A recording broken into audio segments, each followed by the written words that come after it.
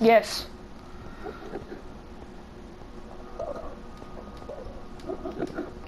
I need throw science, so I'm gonna mute you guys. Okay, I'm sorry. Okay, guys, this is it. Trophy earned. The end. I see the player you mean. I will smuggle one. Yes, take care. It has reached a higher level now. It can read our thoughts. That doesn't matter. It thinks we are part of the game.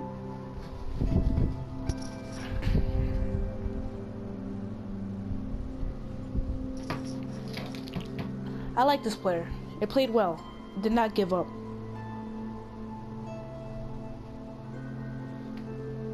It is reading our thoughts as though they were words on a screen. Well, of course.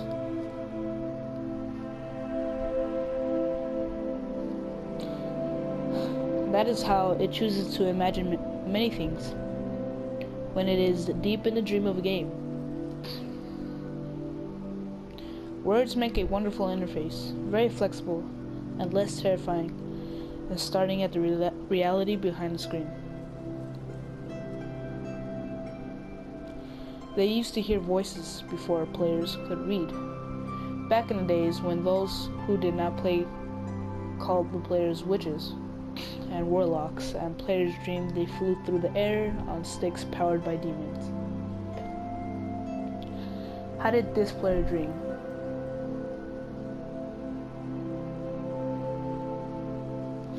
This player dreamed of sunlight and trees, of fire and water. It dreamed it created, and it dreamed it destroyed. It dreamed it hunted and was hunted.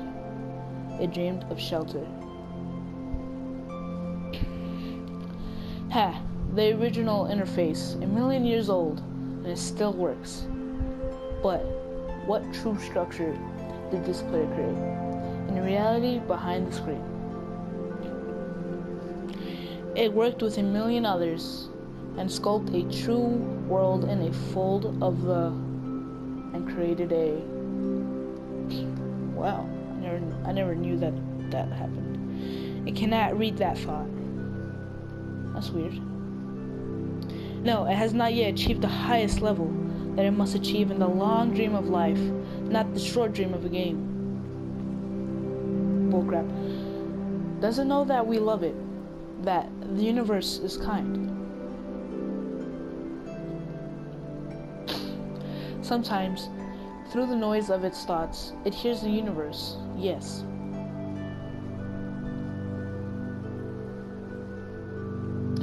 But there are times it is sad. In a long dream, it creates worlds that have no summer, and it shivers under a black sun, and it takes its sad creation for reality.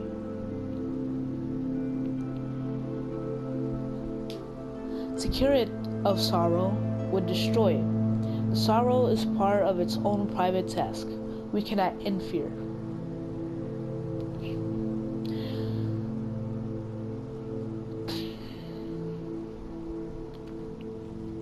Sometimes, when they are deep in dreams, I want to tell them they are building true worlds in reality sometimes. I want to tell them of their importance to the universe. Sometimes when they have not made a true connection in a while, I want to help them to speak the world they fear. It reads our thoughts.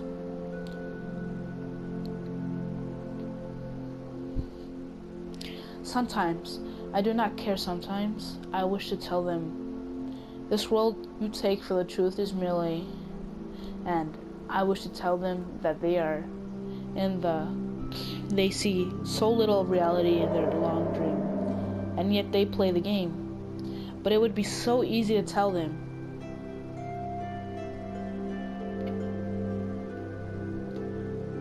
Too strong for this dream.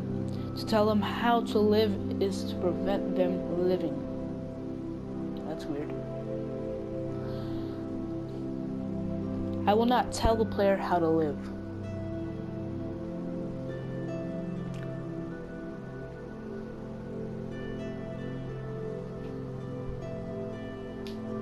player is growing restless. I will tell the player a story.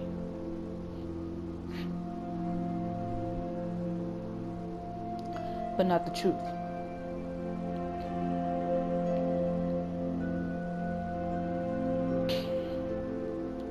No, a story that contains the truth safely in a cage of words, not the naked truth that can burn over any distance. Give it a body again.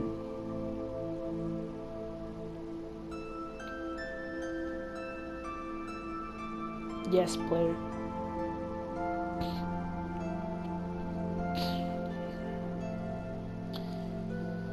Use its name.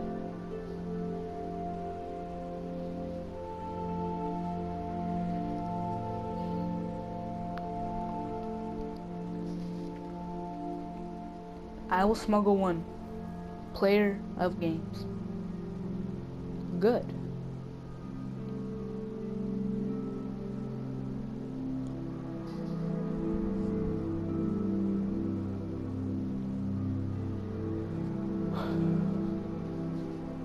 Take a breath. Now, take another. Feel air in your lungs. Let your limbs return. Yes. Move your fingers. Have a body again. Under gravity and air. Respond in the long dream. There you are. Your body touching the universe again. At every point, as though you're separate things. As thought we were separate things. Who are we? Once we were called the spirit of the mountain, Father, Son, Mother, Moon, celestial spirits, animal spirits, jinn, ghosts, the green man, then gods, demons, angels, poltergeists, aliens, extraterrestrials, I can't read that, leptons, quarks, the words change. No, we do not change. We are the universe. We are everything you think. It's you. You are looking at us now. Through your skin and your eyes. And why does the universe touch your skin and throw light on you? To see you, player, to know you, and to know I shall tell you a story. Once upon a time, there was a player. The player was you. I will smuggle one. Sometimes it thought itself a human on the thin crust of a spinning globe of molten rock. The ball of molten rock circled a ball of blazing gas that was 330,000 times more massive than it. They were so far apart that light took 8 minutes to cross the gap. The light was information from a star, and it could burn your skin from 150 million kilometers away. Sometimes the player dreamed it was a miner on the surface of a world that was flat, and an infinite sun was a square of white. The days were short. There was much to do, and death was a temporary inconvenience. Sometimes the player dreamed it was lost in a story. Sometimes the player dreamed it was other things and other places. Sometimes these dreams were disturbing, sometimes very beautiful indeed. Sometimes the player woke from one dream into another, then woke from that into a third. Sometimes the player dreamed it watched words on a screen. Let's go back. The atoms of a player were scattered in the grass, in the rivers, in the air, in the ground. A woman gathered the atoms. She drank and ate and inhaled, and the woman assembled the player in her body. And the player awoke from the warm, dark world of its mother's body into the long dream. And the player was a new story, never told before, written in letters of DNA, and the player was a new program, never run before, generated by source code 1 billion years old. And the player was a new human, never alive before, made from nothing but milk and love. You are the player, the story, the program, the human, made from nothing but milk and love. Let's go further back. The 7 billion atoms of the player's body were created long before this game, in the heart of a star.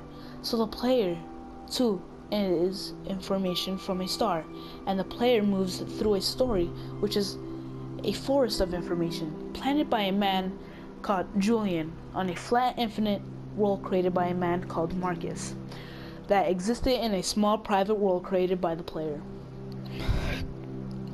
who inhabits a universe created by Shush. Sometimes the player created a small private world that was soft and warm and simple, sometimes hard and cold and complicated. Head flecks of energy moving through vast empty space. Sometimes they call those flecks electrons and protons. Sometimes they call them planets. Sometimes they believed it was in a universe that was made of energy, that was made of offs and ons, zeros and ones, lines of code. Sometimes they believed it was playing a game. Sometimes they believed it was reading words on a screen. You are the player reading words. Shush. Sometimes the player reads lines of code on a screen, decoded them into words, decoded words into meaning, decoded meaning into feelings, emotions, theories, ideas, and the player started to breathe faster and deeper and realized it was alive. It was alive. Those thousands deaths had not been real. The player was alive. You are alive.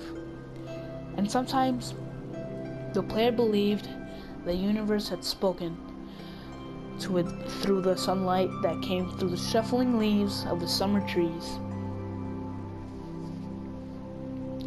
And sometimes the player believed the universe had spoken to it through the light that fell from the crisp night sky of winter, where a flock of light in the corner of the player's eye might be a star, a million times as massive as the sun, boiling its plants to the plasma in order to be invisible for a moment to the player.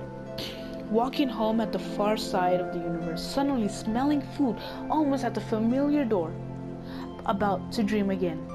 And sometimes the player believed the universe had spoken to it through the zeros and ones, through the electricity of the world, through the scrolling words on a screen at the end of a dream. And the universe said, "I love you." And the universe said, "You have played the game well."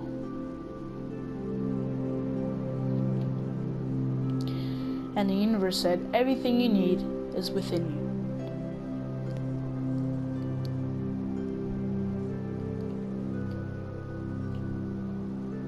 And the universe said, "You are stronger than you know."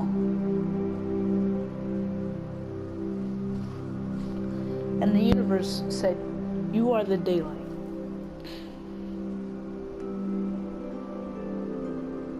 And the universe said, "You are the night."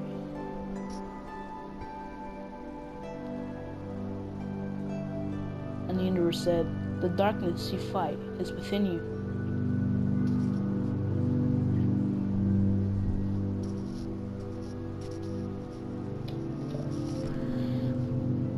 And the universe said, "The light you seek is within you." And the universe said, "You are not alone."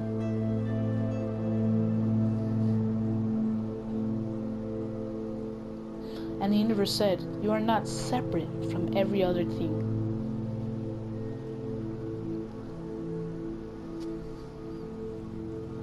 And the universe said, "You are the universe, tasting itself, taking to itself, reading its own code."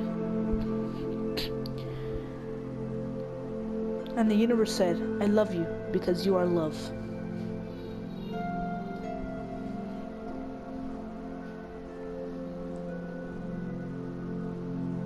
And the game was over, and the player woke up from the dream, and the player began a new dream. And the player dreamed again, dreamed better, and the player was the universe, and the player was love. You are the player.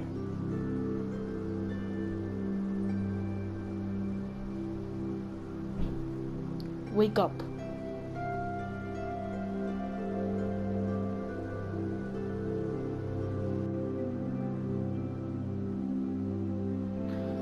Oh my God, that's awesome.